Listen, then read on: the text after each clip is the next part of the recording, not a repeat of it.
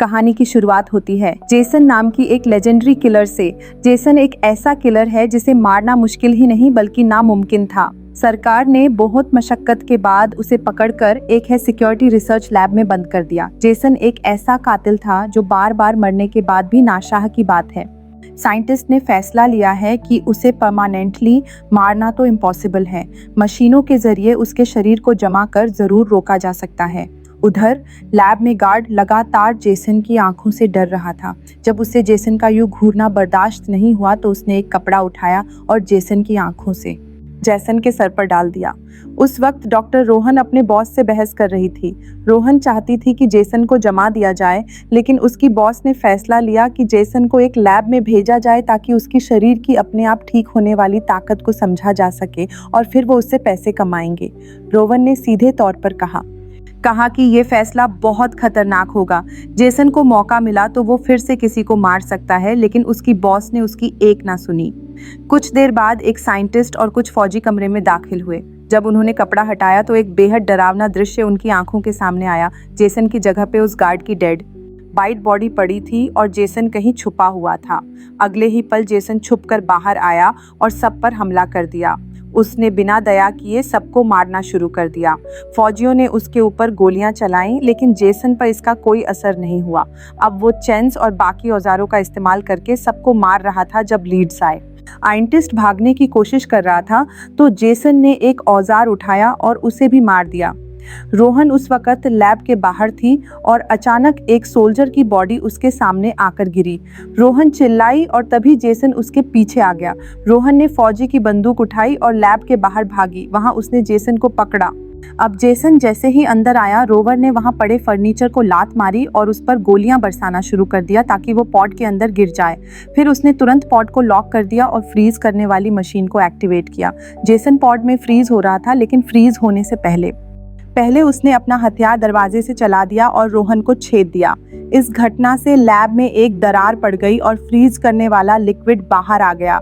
इस सब की वजह से आखिरकार रोहन को भी जमा दिया गया। अब लगभग 400 साल बाद दुनिया काफी बदल चुकी थी। अब धरती पहले की तरह रहने लायक नहीं बची थी। अब पृथ्वी की हवा में जहर तैर रहा था, जिस वजह से लोगों ने एक नया घर बना लिया जिसका नाम रखा गया अर्थ टू वन दिन। डॉक्टर लोग अपनी टीम के कॉलेज स्टूडेंट्स के साथ पृथ्वी वो सब के सब उस लैब के अंदर गए और फिर उसी चैम्बर में पहुंच गए जहां पर जेसन को जमा कर रखा गया था। उसे देखकर वो काफी हैरान हुए। उन्होंने रोहन को भी वहां जमा हुआ देखा, लेकिन उन्हें देखकर ऐसा नहीं लग रहा था कि वो मर चुके हैं। ऐसा लग रहा था मानो उन्हें हमेशा के लिए जिंदा नहीं है, रखने के लिए किसी ने उन्हें शांति से जमा कर रख दिया हो।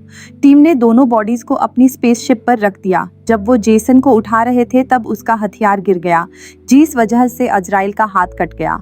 लेकिन अब उनके पास एडवांस एंड्रॉइड के M14 थी। उसने तुरंत अजराइल को एक इंजेक्शन दिया और उसके दर्द को कंट्रोल में किया। सब लोग तूफान के बीच स्पेसर तक पहुंच गए, जिसके बाद जहाज ने तुरंत ही टेक ऑफ कर लिया। अंतरिक्ष में पहुंचने के बाद अजाइल को एक हीलिंग मशीन में डाला गया, जहां उसके हाथ को नैनो टेक्नोलॉजी की मदद से दोबारा से अटैच कर दिया गया। रोहन और जेसन को अलग अलग लगा में रखा गया। उनके शरीर के का रिजल्ट देखकर वो चौंक गए। जेसन का दिमाग इतना छोटा था, लेकिन फिर भी वो बहुत ज्यादा खतरनाक था। उधर रोहन के जख्म को भी नैनो टैक्सी ठीक कर दिया गया।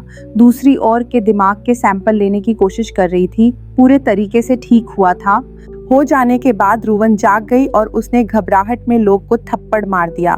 लोग ने उसे पूरी बात समझाई कि वो लोग अब भविष्य में हैं। लोग ने रोहन और जेसन की डिटेल्स सोलार इस रिसर्च स्टेशन को भेजी, ये सोचकर कि हो सकता है उन्हें बचाने के लिए उसे कुछ पैसे मिल जाए। रोहन के केस में कोई इन्फ्लुएंस नहीं था। आजकल लोग 400 साल पुराने एक इंसान को फिर से जिंदा कर सकते हैं, इतनी टेक्नोलॉजी आ चुकी थी। जेसन भविष्य में भी एक बहुत ही ज्यादा मशहूर किलर था, जिसके बाद लोग ने फैसला किया कि वो जेसन की मदद से पैसे कमाएगा। उधर लैब में ने जेसन का मास्क हटाया और उसका बेहद खराब चेहरा देखा। उसने तुरंत मास्क वापस डाल दिया और फिर से सैंपल स्टडी करने लगी, लेकिन उसके पीछे जेसन की बॉडी में थोड़ी थोड़ी हरकत होने लगी थी। दूसरी तरफ सुनार हूँ अपनी एंड्रॉइड के M14 को मॉडिफाई कर रहा था, उसकी छाती को एक असल जिंदगी वाली लुक देने की कोशिश कर रहा था, लेकिन इसमें कामयाब होना बेहद मुश्किल था। तभी जहाज पर अचानक से जेसन पूरी तरह जाग उठा। जब ने पीछे मुड़कर देखा तो जेसन वहां नहीं था। जेसन अचानक उसके पीछे आया, उसका चेहरा पकड़ा और उसे दूर फेंक दिया। ने ग्लास के पीछे से को बचने के लिए आवाज लगाई लेकिन कोई उसकी मदद नहीं कर सका। जेसन ने उसके बाल पकड़े और उसका चेहरा लिक्विड नाइट्रोजन में डालकर जमा दिया और फिर उसके सर को काउंटर पर मारकर छोटे छोटे टुकड़े कर दिए। उसके बाद जेसन ने ऑपरेशन टेबल से अपना हथियार उठाया और एक नया शिकार ढूंढने निकल पड़ा। लोग ने रोवन को खाना दिया और ऐसा जताने लगा कि उसे तो जेसन के बारे में कुछ पता ही नहीं। रोवन ने पूरा सच बताया कि जेसन को मारना इम्पॉसिबल है। लोग ने रोवन को अपने बाकी स्टूडेंट से मिलवाया। यहाँ रोवन के चौटान को देखकर काफी इम्प्रेसिव हुई। तभी जेसन का हथियार लेकर आया, जिसे देखकर रोवन तुरंत घबरा गई। उसने पूछा कि जेसन भी इसी जहाज पर है क्या। लोग ने कहा कि जेसन मर चुका है, चिंता मत करो। जिसके बाद रोवन ने कहा कि मैं बिना प्रूफ देखे मान नहीं सकती। जब सभी लोग ने तुरंत इमरजेंसी लॉकडाउन अनाउंस किया और सबको लैब वे में छुपने को कहा। वही दूसरे कमरे में 2 स्टूडेंट्स थे जो एक दूसरे से प्यार करते थे। जैसे ही वो कमरे से निकलने लगे, अचानक जेसन दरवाजे पर आ गया। उसने बिना किसी की बात की मॉर्निंग के लड़की को तुरंत मार दिया। किंसा नाम की उस लड़की के चेहरे पर उसका खून गिरा और वो चौंक कर चिल्लाने लगी। जेसन ने लड़के की डेड बॉडी को घसीटना शुरू कर दिया और किंसा तुरंत मौका देखकर भाग गई। वो बाकी सबके पास पहुंचकर चिल्लाकर उन्हें बताने लगी कि क्या चल रहा है। को बहुत ज्यादा गुस्सा आ गया। उसने तुरंत अपने फौजियों को ऑर्डर दिया कि जेसन जहां दिखे उसे तुरंत खत्म कर दो, लेकिन को ये अप्रोच पसंद नहीं आई। उसने से रिक्वेस्ट की कि जेसन को सर बेहोश कर दिया जाए, उसको मारना जरूरी नहीं है। जीव को मनाने के लिए लोव ने कुछ पैसे देने की भी बात की, जिसके बाद ब्रॉडस्की उसकी बात मान गया, लेकिन सिर्फ उसके मुंह पर। अंदर ही अंदर उसने अपनी टीम को वही ऑर्डर दिया कि जहां जेसन दिखे उसे मार डालो। नाम का एक फौज ये एक अंधेरे कमरे में दाखिल हुआ। वहां उस पर अचानक से एक बड़े मॉन्स्टर ने अटैक कर दिया। डेलिस ने तुरंत उस पर गोलियां चलाई, आकर उसे गिरा दिया। फिर एक दूसरा मास्टर उसके पीछे आया, लेकिन इस बार दालेस समय रहते बच नहीं पाया। लेकिन अभी भी उसकी किस्मत अच्छी थी, क्योंकि इस रियल नहीं एक ही निशाने से उसे मार डाला। इसके बाद हमें पता चला कि ये दोनों एक वीडियो गेम में प्रैक्टिस कर रहे थे, इसलिए उन्होंने ब्रॉड की इमरजेंसी सुनी ही नहीं। वो तीसरे मॉन्स्टर से लड़ने ही वाले थे कि तभी जेसन असल जिंदगी में वहां आ गया और उस मॉन्स्टर को पहले ही मार दिया। फिर जेसन ने इन दोनों पर अटैक किया। उसने अपना हथियार उठाया और डेल्स के सर को काट डाला। लेकिन डेल्स और इसराइल की बात सुन के जेसन कंफ्यूज हो गया, क्योंकि वो दोनों सरकटे होने के बावजूद भी बोल रहे थे। ने कहा गेम ओवर और सिमुलेशन तुरंत बंद हो गई। तब उन्हें समझ आया कि ये असली जेसन है। जेसन ने आज रियल को पकड़ लिया और ने तुरंत गोलियां चलाई ताकि जेसन उसे छोड़ दे, लेकिन गोलियों का तो जेसन के ऊपर कोई असर ही नहीं हुआ।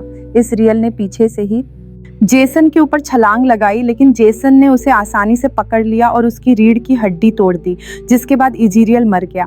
फिर जेसन ने डायलस का सर दीवार पे इतनी जोर से मारा कि उसका दिमाग फट गया। कुछ देर बाद 2 फौजी कमरे में आए और इनकी बॉडीज देखी। उन्होंने तुरंत को रिपोर्ट किया और सब अब और ज्यादा टेंशन में आ गए।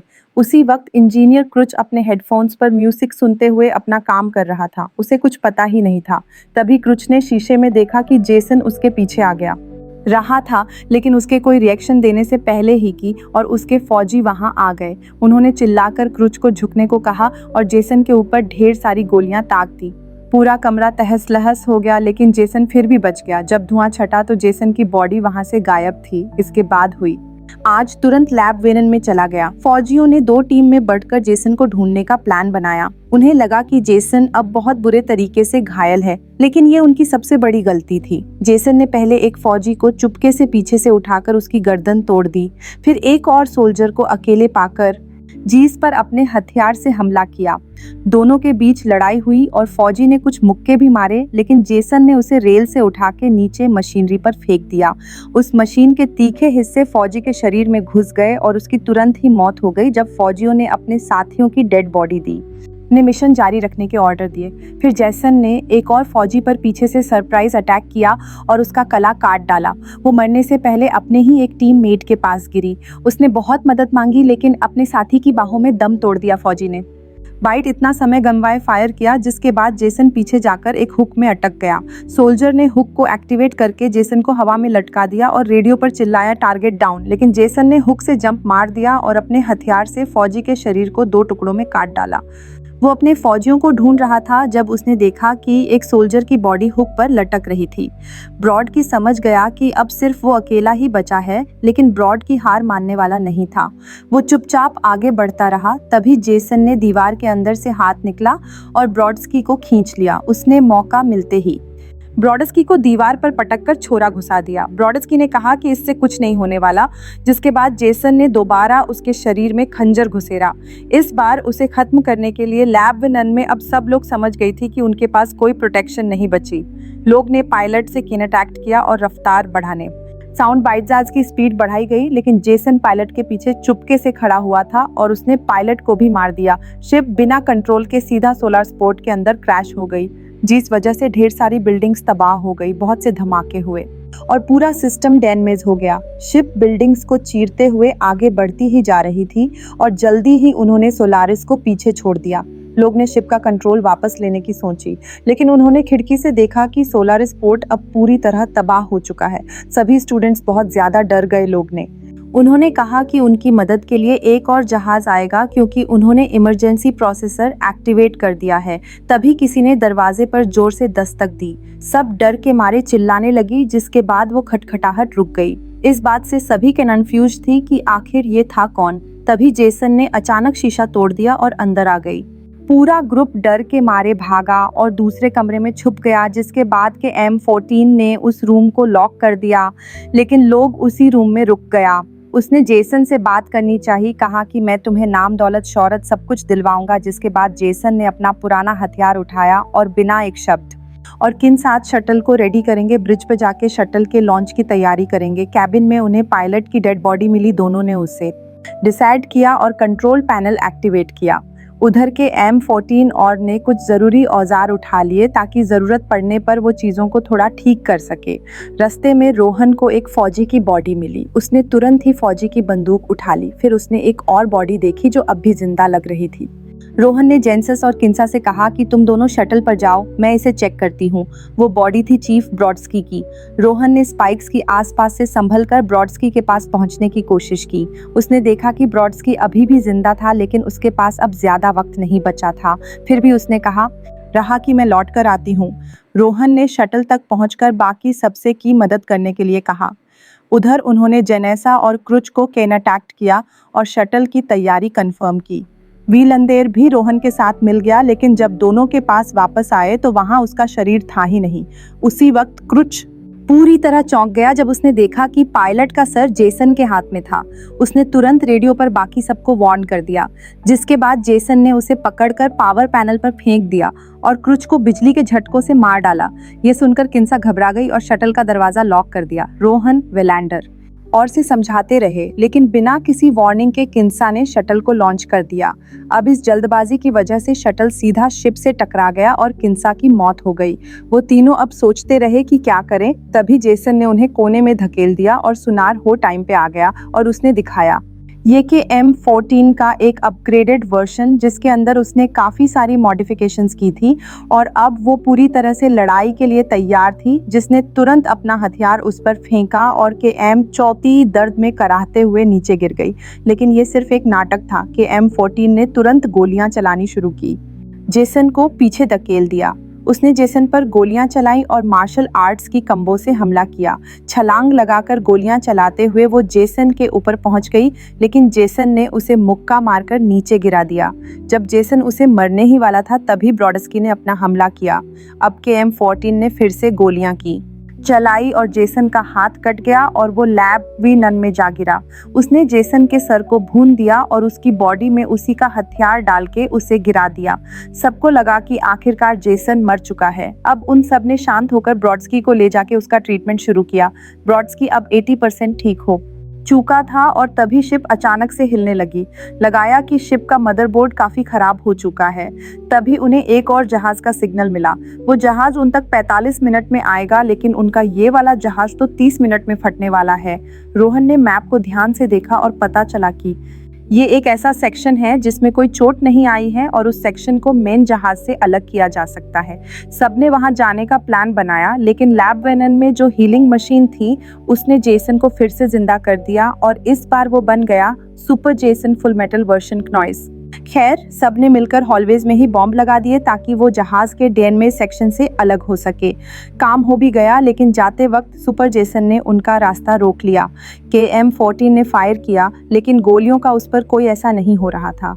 जब उसने मुक्का मारने की कोशिश की तो जेसन ने तुरंत उसका सर दर्द से अलग कर दिया। सुनारो ने KM-14 का सर उठाया और इस दौरान ने उसे कवर दिया, लेकिन जेसन अब का गला दबाने लगा। इसके बाद वे लैंडर ने जेसन पर हमला करके सबको समय दिया ताकि वो सब भाग सके।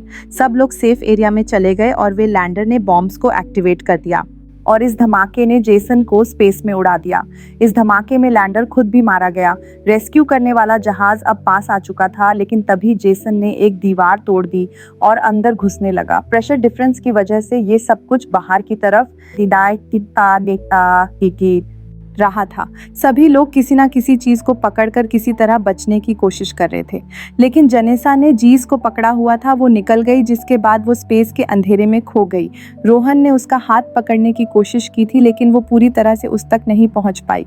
रोहन, सुनारन और KM-14 का सर अब एक सिक्योर रूम में चले गए। खिड़की से उन्होंने देखा कि जेसन दीवारों को तोड़कर फिर से अंदर आने की कोशिश कर रहा था। सभी लोग उससे बचकर भागने लगे। जब वो लोग टॉकिंग पोस्ट पर पहुंचे तो रेस्क्यू शिप वहां पहुंच चुकी थी, लेकिन गेट काम नहीं कर रहा था। सुनारन ने कोशिश की, लेकिन वो सिस्टम को ठीक नहीं कर पाया। तभी ने कहा कि मैं बाहर जाकर वायरिंग को ठीक करता हूँ, इसके अलावा कोई चारा नहीं है। हमारे पास ने सूट पहना और मेंटेनेंस हाथ से बाहर गया। उसने कंट्रोल पैनल पे काम करना शुरू किया। तभी अंदर जेसन ने फिर से तोड़फोड़ मचा दी। जेसन से थोड़े और समय तक बचे रहने के लिए सुनारन ने किया चौटिंग के सर को एक कंप्यूटर से जोड़ दिया और एक वीडियो गेम सिमुलेशन एक्टिवेट कर दिया। उसने पुरानी पृथ्वी में जेसन के गांव को रिक्रिएट कर दिया। इस चीज से जेसन बहुत कन्फ्यूज हो गया। जल्द ही सुनारन ने साफ लगाया कि जेसन उन्होंने देख रहा है, तो उसने इस प्रोग्राम में 2 लड़कियां ऐड की जो जेसन को तरह तरह से लुभाने की कोशिश करने लगी। लेकिन जेसन ने दोनों को स्लीपिंग बैग में पकड़ा और एक लड़की से दूसरी लड़की को मारना शुरू कर दिया। उसी पर ब्रॉडस्की ने वायर रिसेट कर दिए और गेट खुल गया, लेकिन उसकी वायर की वजह से एक और धमाका हुआ और वीडियो गेम अचानक बंद हो गई। अब जेसन फिर से उनके पीछे पड़ गया। रोवन और सुनारन रेस्क्यू शिप में चढ़ गए, लेकिन KM-14 का सर अंदर ही छूट गया था। अब रोवन वापस जहाज में उसे लेने गए। जेसन बिल्कुल उसके पीछे ही था अभी और उसने किया गेट को बंद कर दिया। रेस्क्यू शिप अब और नहीं रुक सकती थी, इसीलिए वो उड़ गई। तभी जहाज के दूसरे हिस्से में भी धमाका हो गया, लेकिन इस धमाके की शॉक वेव ने जेसन को ऊपर की ओर उड़ा दिया, रोहन और सुनारन की तरफ नॉइस। लेकिन इस शॉक वेव ने ब्रॉडस्की को भी उसी दिशा में भेज दिया था। ब्रॉडस्की ने जेसन को पकड़ लिया और फिर वो दोनों अर्थ 2 के एटमॉस्फेयर में घुस गए। वहां पर इतनी ज्यादा गर्मी बन गई कि वो दोनों जलकर राख हो गए। आखिरकार रोहन, सुनारन और KM-14 के सर ने एक चैन की सांस ली। उन्होंने एक दूसरे को संभाले हुए कहा कि अब सब कुछ खत्म हो चुका है। वहीं इस नई पृथ्वी पर मौजूद एक कपल ने आसमान में टूटता हुआ तारा देखा और फैसला किया कि वो लेक के पास जाके चेक करेंगे, क्योंकि शायद वो तारा वहीं गिरा है। वो टूटता तारा असल में जेसन का सर था, जो शायद अभी भी जिंदा हो। म्यूजिक हो सकता है। वीडियो पसंद आए तो लाइक कर देना, चैनल को सब्सक्राइब कर लेना। मिलते हैं अगली वीडियो में म्यूजिक।